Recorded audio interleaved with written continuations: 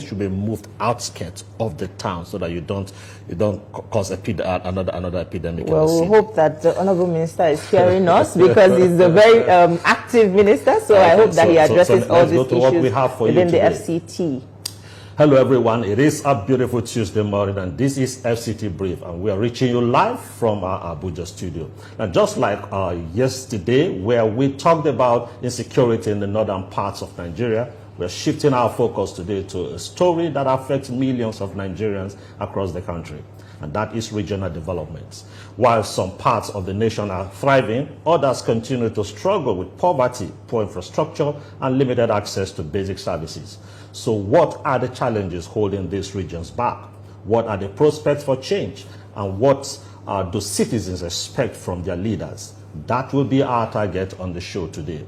But first, let's tell you that from the bustling commercial cities to the quiet and often forgotten rural areas, the story of development in some regions is one of imbalance. Access to quality healthcare, education, good roads, clean water, reliable electricity remains a daily struggle in many communities. But despite these challenges, there are signs of hope. Across the region, small-scale development projects from youth empowerment schemes to agricultural cooperatives are beginning to take root. Development experts are of the view that the key lies in inclusive policies, better funding, and a stronger partnership between government, private sector, and regional leaders. Now the expectations are clear. Communities want more than promises. They want action. As the next budget cycle approaches, citizens are watching closely, hopefully that their voices will be heard and that change will finally reach their doorstep. To bring more clarity to the conversation on the changes citizens in the northern region should expect in the coming days, weeks, or months, we have in the studio the Honorable Minister of State for Regional Development, Maigari Ahmadu. It's good to have you in our studio this morning, Honorable Minister. You're welcome. I'm happy to be here. Thank you for joining us. Let's start with the basics. Your ministry is still relatively new, I guess less than a year old. Yeah. Well, as President Tinubu's administration marks 2 years, how far have you come in setting clear goals and targets for regional development? That's a good way to start. Thanks for having me. I'm glad to be here once again. Well, I think we've started very well. If you followed our trajectory of growth from the ministry, I'm sure you will give us a pass mark.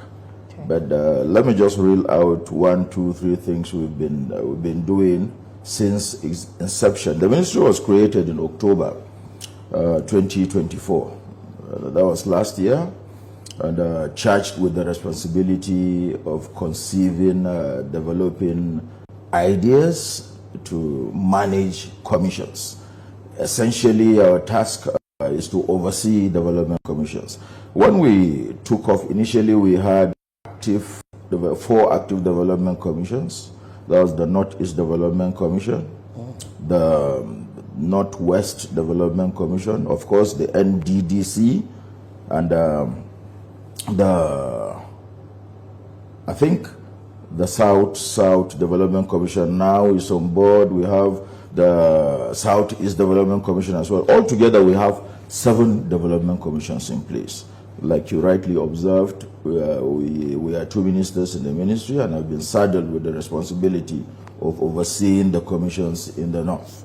That is the Northeast Development Commission, the Northwest Development Commission, and the recently enabled North Central Development Commissions. Like the name suggests, we are in charge of regional development. But what are we doing? We have inherited the reins of the regions of old, but without disrupting the constitutional structure that Nigeria runs on. What do I mean? Over the years, there have been yearnings from, and if you ask me, very germane reasons too, for development.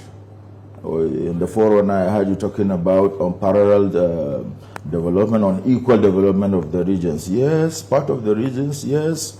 And we've been charged directly to oversee these commissions and go to these regions and implement what those regions take as matters of priority.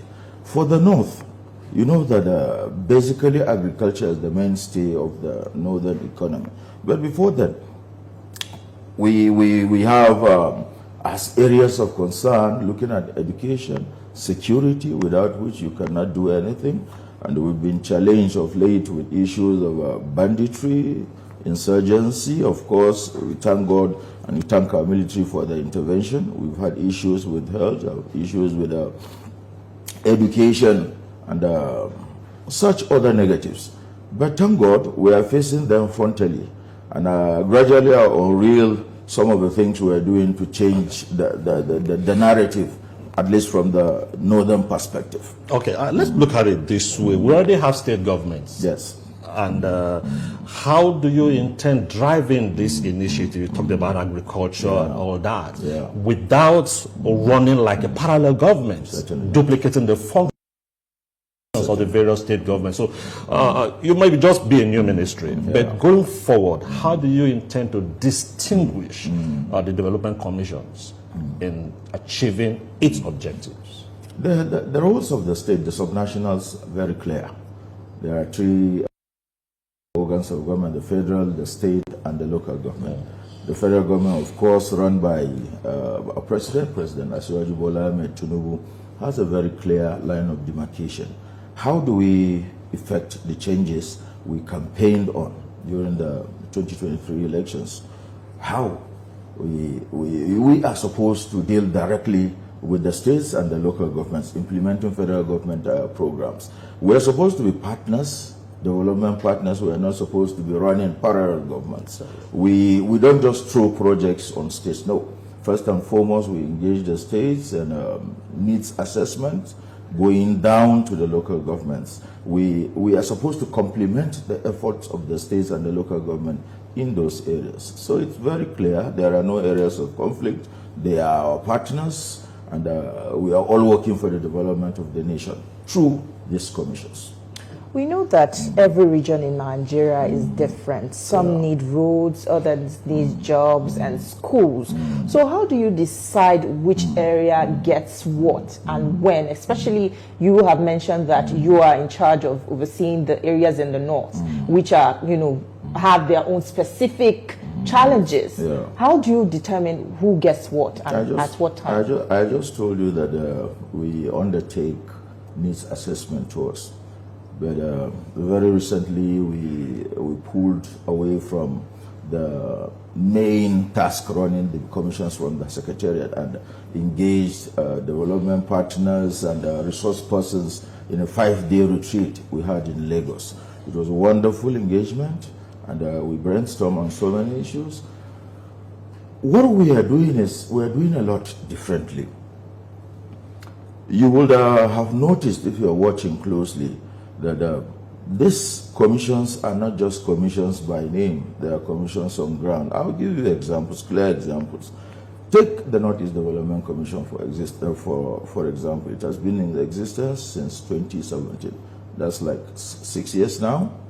They have intervened in areas of education, health, but specifically, we are turning around things, and I'll give you examples.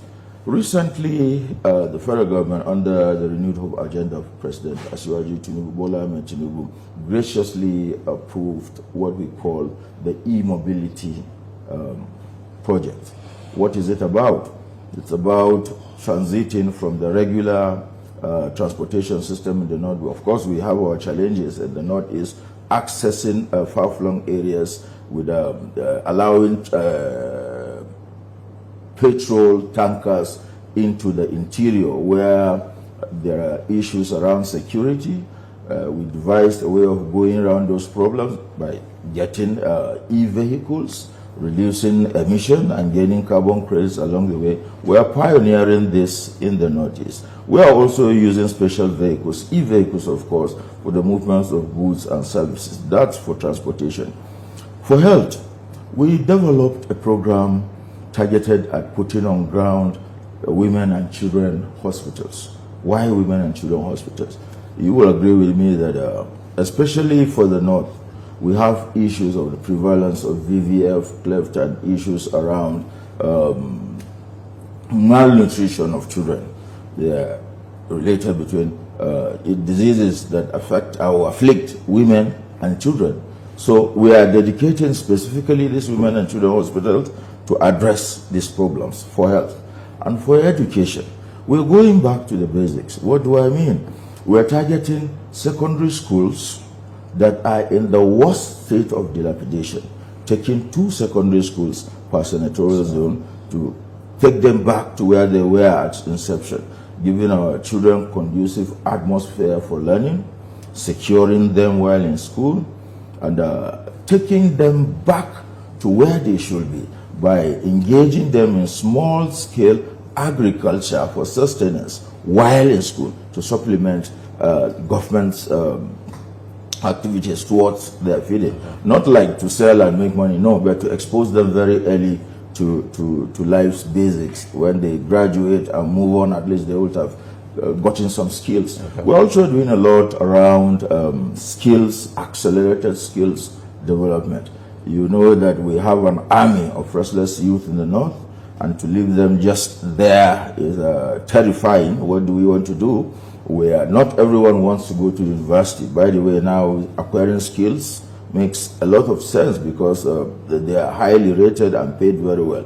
So we are putting these people together, this constituency of youth that are not too busy, training them and training them in specific areas like sport welding, fabrication, installation of solar panels, and even scaffolding and skills like that to prepare them for the future, so that we take them off the streets and they earn the living and contribute their quota to the GDP. Okay, I quite like the aspect of the e-mobility you talked about. And my worry also is, if I got you right, my worry is a larger community in the north are without electricity.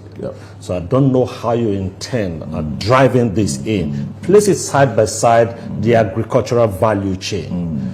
Where does the Development Commission come in so that you don't duplicate what the states are doing? So is it in primary production? Is it in processing? So where do you come in to help in agriculture? Let me answer you first around the issue of electricity or lack of it. I forgot to tell you that these vehicles are just the hardware part. We also have, as part of the contract, to provide charging stations. Each base has a charging station as part of the contract. For instance, now, if we take Taraba State, where I come from, we have a central park located. We intend to have a central park located in the capital city. Or of course, we also have the charging port or the charging center, charging station, however you call it, just there, located in the same facility. This is not going to be used by only our own vehicles, no. It's open also to private e-vehicle owners to charge for a fee. That is for charging. That takes care of that aspect. Back to your question on how it impacts on agriculture. You know that there are problems around moving goods, and farmers lose a lot during evacuation of products from the farms back to the city. And I told you also that there are problems with accessing petrol at those very special areas, and it's even for security concerns. If you track them very well, you know that the bandits and the insurgents and those criminals use petrol usually around those areas. So this e-mobility project is also going to help a lot in taking out those opportunities to criminals by deploying e-vehicles. How it affects agriculture. If you know anything about irrigation, you know that our farmers spend a lot of money on fueling their pumps. That is the petrol, conventional petrol pumps. We are substituting that with solar pumps now. But before then, you use petrol, you run the pumps, you grow your farm, evacuate them, then you take them to the city. But most times, you spend, the farmers, that is, they spend a lot of money on consumables. And How the commissions are coming in, we are not going into farming directly, but we are intervening by supplying those farmers, that the commission, that is, by supplying those farmers input to grow better, and even providing extension services to those farmers. For the start, we have identified 5,000 hectares per state. For the Northeast, that would amount to 30,000 hectares to grow specific crops, like depending on where the farm is located. If it's in Borno, for instance, where wheat, corn, barley is grown, we encourage them to do that with a special off-taker arrangement. Most times, our farmers lose a lot and lose revenue because of the rush to take their products to the market for liquidity. But the role of the commission here is to off-take those products, save the farmer from losing money by giving him money he needs either to pay for school fees or attend to daily needs. Subsequently, when the value of the products are stable in the market, he has access to them and he makes one. So in a nutshell, we're helping farmers earn more money and gain economic stability. And Asuwaji Bola Ahmed Tinubu has a well cut out program in this for the commissions, and we're implementing them step by step. All right. The World Bank says that poverty in Nigeria could get worse over the next few years. And if I may be specific, a specific report by the World Bank says 36% would be the poverty rate in the next 5 years through to 2027. Yeah. If I would ask, this is quite an alarming figure, but what is your ministry doing in terms of its activities to change that story? I just told you the part we're doing from agri, empowering our farmers by getting them quality. Any other of course, yes. You know that there are some things that have been, some policies that have been put in place by this government that people are not paying attention to. I'll give you one. Just a few weeks ago at Council, Mr. President Asuwaji Bola Ahmed Tinubu unilaterally, of course, the Council agreed to stop people from giving local producers the right of first refusal, so to speak. If there are goods or services that are available in Nigeria, you can't go out to import those services. And how does it impact on the economy? Those locally producing those items have been given a life because they have the right of first refusal. Industries will be revitalized. So many of such industries that have been comatose because of one reason or the other would go back to business. That will discourage importing all sorts and dumping on Nigeria. Also, strengthening the Naira, conserving forex, strengthening the Naira around that window. There are so many things we are doing that people need to pay attention to. Freeing the local governments is one very critical decision that has been taken by this government led by Asuwaji Bola Ahmed Tinubu. Before now, chairmen of local governments merely just go to their local governments and stay for a week at most, then just vanish into the thin air. But now, the resources have been taken back to the local governments. And I know for a matter of fact that they are putting those money where they should be now. Rejigging the system from the local government areas, restarting the economy of the local government, where you employ bricklayers, builders, laborers, and so many people are engaged, getting them busy and earning money for themselves. There are so many things we are doing in that direction. I think people need to pay more attention to those areas. Okay, because eventually they are those that matter, not the figures from the World Bank. Okay, and let's also pay attention to these aspects, still dwelling on agriculture. Yeah. I know central to the northern state is agriculture. It's very key. Yeah. But over time, we know there's this tradition of producing the raw materials, producing the crops, and moving them down to south to make money. Is the commission also thinking like, for producing grains to have a processing a facility in the north. You don't have to move your raw stuff to the south. Are we looking at an intervention that we say, okay, the commission is looking at this, whether it is animal, we want to have a processing lab where animals are slaughtered and it is the finished one that is moved down. Is the commission thinking about this? That is a very good one. I would have thought maybe you had an inside view of what we are doing. Just yesterday, we took possession of a document we commissioned for the Northeast. I'm talking about the Northeast because of the 3 commissions in the North. It is the one that has been active for 6 years now. The Northwest and the North Central are taking off now. They will take off very well, and we will replicate virtually all the things the things we are doing in the Northeast with the other commissions. But back to your question. This project I just told you we took possession of yesterday is about poultry, an integrated poultry and feed mill company that the Northeast Development Commission is putting forward to implement on the ground. What do we intend to do? In direct answer to your question, we'll grow our basic raw material, which is soya beans, maize, and other crops like that, process them there, right there, where they are grown for the feed mill. And of course, we have the feed mill feeds the poultry component, and we have a production line, a whole production line attached to process the poultry there and then. There are so many other things we are doing. I'll tell you some of them. We have a program for regional airline. We have commissioned already, a consultant has submitted his report. We want to do a regional airline between the 6 states of the Northeast.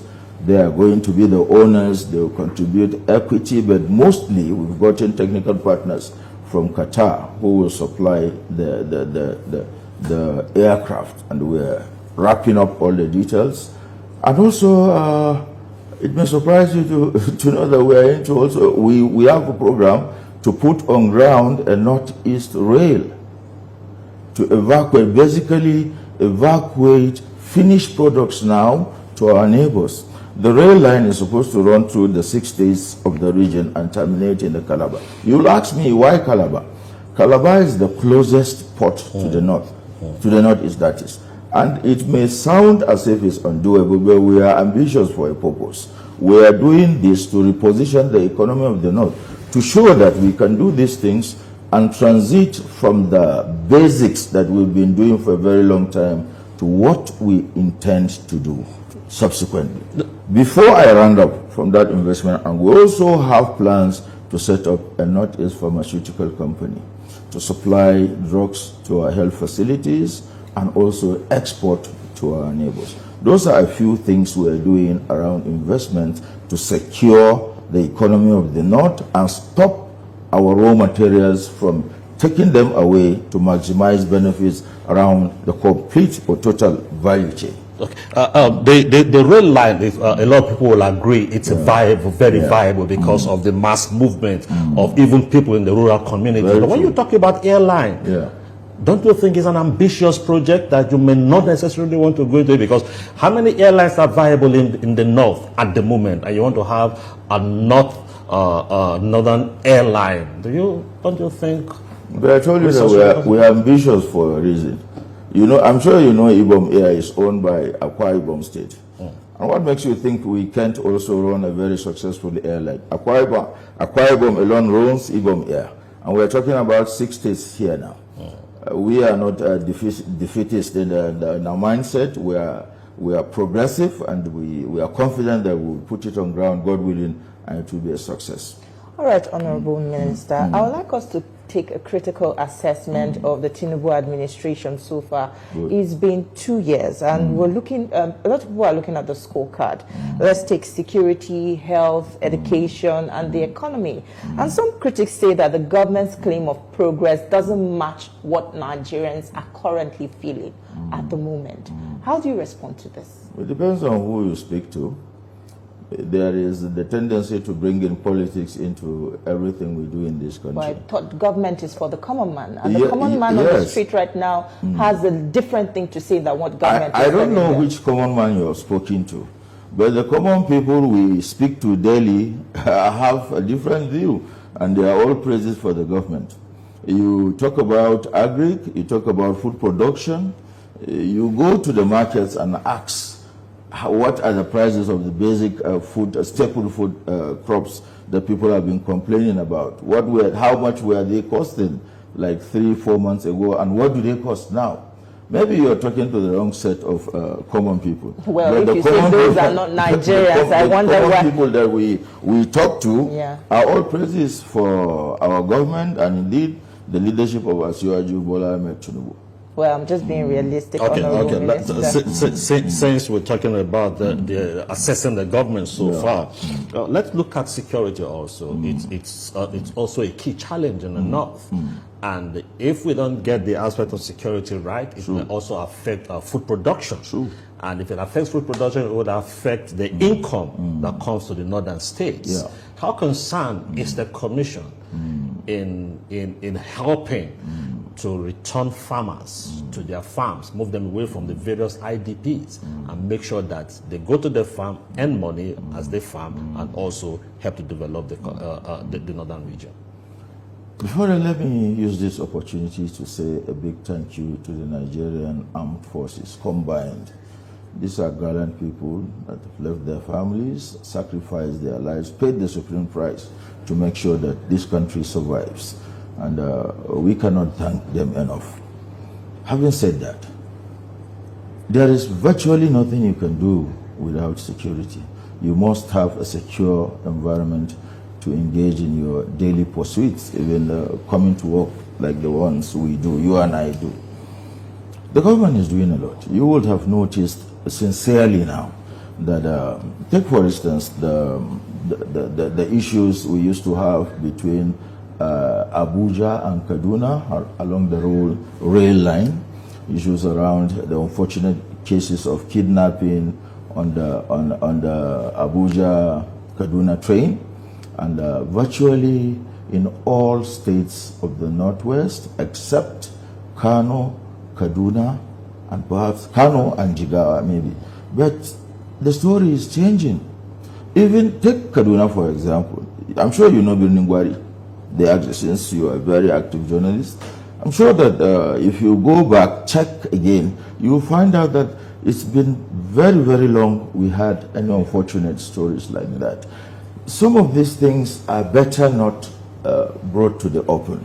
If I know, because of the responsibility of holding public office, if I know some facts or details around that, I wouldn't come here to say, okay, we've done this or done that. But in a nutshell, this government, under the leadership of Asiwaju Bola Ahmed Tinubu, has more than any other government, and I want you to take me to more than any other government, done so much for the security of lives. It is the #1 priority of government to secure lives and properties of this, the citizens of this country. It is matching its words with practical action. But for the commissions, specifically now, we're investing a lot in security. We are partnering with the security agencies to improve on what they're doing by giving them support. I wouldn't go into details of that, this and that, but we're doing so much, collaborating with them, providing what they need in all those areas to make their work easier, secure lives, and make sure that we chase the criminals out of town. Let's narrow down to Kano State. Artisans over there at the over 500-year-old Kofa Mata dye pits are almost running out of business due to the dilapidated state of the pits. How is your ministry coming in to support this set of artisans? We have a whole development. We have a whole department called Economic Development Department in the ministry, where policies are developed to solve issues like that. But specifically, the Northwest Development Commission, which is about to take off. Of course, it has its office, has its management. We're waiting for a few things to get things started. I spoke to you earlier on about training. The training the intense accelerated training program, skills training program for the youth, especially for those in the Northwest, does not end with only the metal fabrication welding aspect I spoke about. It's all encompassing, including the dye pits. These dye pits have been in existence in Kano for over 1,000 years now.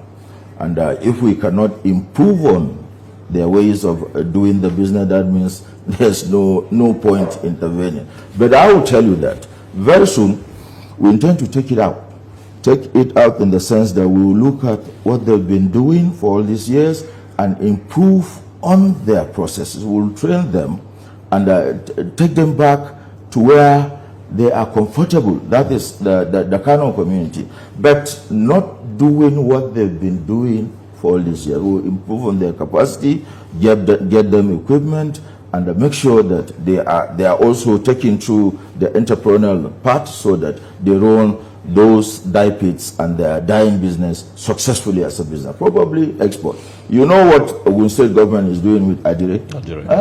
So this is the headquarters now. Their own is another level, but what they do in Kano is something else. So and we'll have a healthy competition. Oh yes, if given the opportunity to improve on their skills, I'm sure they will go places. Probably export to China instead of reversing the trade. Honorable Minister, we'll definitely keep our eye on that. Thank you so much for your contributions on the program. That's why we'll leave the conversation. Thank you very much for having me. Thank you. Thank you.